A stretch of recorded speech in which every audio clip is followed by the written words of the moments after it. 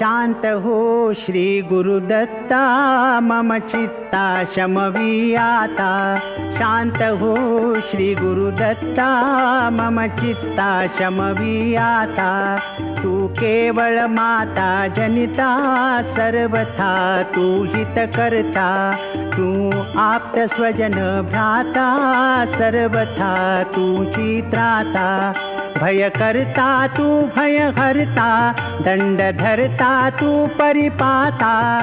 तुझ वाचून न तुझी वार्ता, तू आता आश्रय दत्ता, मम चित्ता शमवी आता।